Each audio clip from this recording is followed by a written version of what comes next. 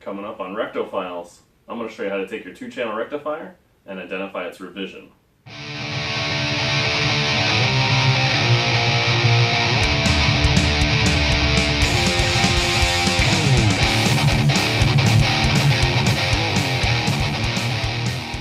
Okay, let's get ready to nerd out, guys. First step before we do that, let's take this out of the wall. I shouldn't have to mention that, but come on, it's the internet. Next, before we go ahead and take this apart, because that's what we have to do to really find out what's inside as far as the dates and how the revision system works. Before we do that, take a look at the outside of the amp. If you're looking to shop for these online and things like that, you might be able to get yourself a little bit of an edge just by seeing some maybe clues. No guarantees, but that's kind of how this kind of works. It's kind of a mystery, all these rectifiers. So your first step is the logo. Usually they're pretty small for some of the earliest models.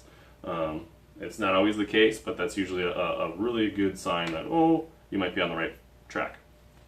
After that, your serial number is going to be probably the most identifying piece.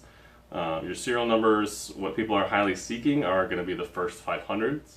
But the earliest models don't just stop at that 500. We know now that they go past into the 2500s, even the 3000s in some cases, for what we know now. There's a lot of crazy stuff going on. So you can kind of start there.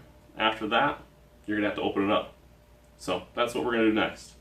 To open this up, you're going to look underneath. You're going to find 4 screws. 1, 2, 3, 4. 4 screws. And now that we're going to pop some screws, do a couple things, like get yourself a table, obviously.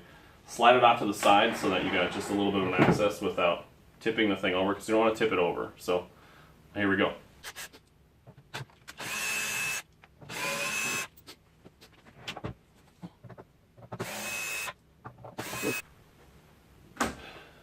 Now that we got that, shove on your chassis. It's going to slide right out. Gotta be careful. Push it back.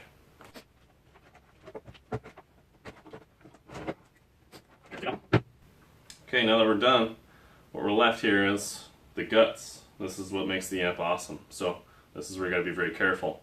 The best way to look at this thing is to tip it up on its side, but don't tip it over. You're gonna have to take a look underneath everything. So tip it up, leave it on a table so you got a little bit of an edge, because you don't want the tubes to hit. You're gonna take a look inside, and you're going to see all kinds of gadgets and all kinds of stuff. You're going to first take a look at 4 blue batteries that are going to be down towards the bottom. They're pretty obvious. When you see these batteries, you're going to look to the left of those batteries, depending where you're looking at it. You're going to look to the edge of the board. You're going to see a letter, RF, a number, and then another letter after that. Whatever the dash, the letter, and the number is, so RF, 1F, the 1F is a revision F. That's what mine is. Yours is going to have a different one. If it's a G, that's one of the more common models. No big deal, it still sounds awesome, but that's how you're going to tell what the revision. That's the revision of the board, so that's the biggest way to tell.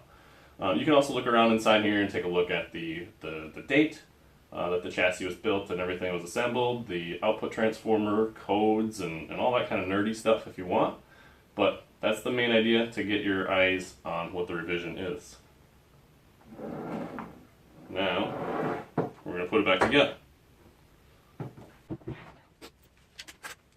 And there we have it. That's pretty much it. Congrats. Now you're a full nerd on your rectifier. For more information, check out the social medias I've got. Otherwise, thanks for watching. We'll catch you later.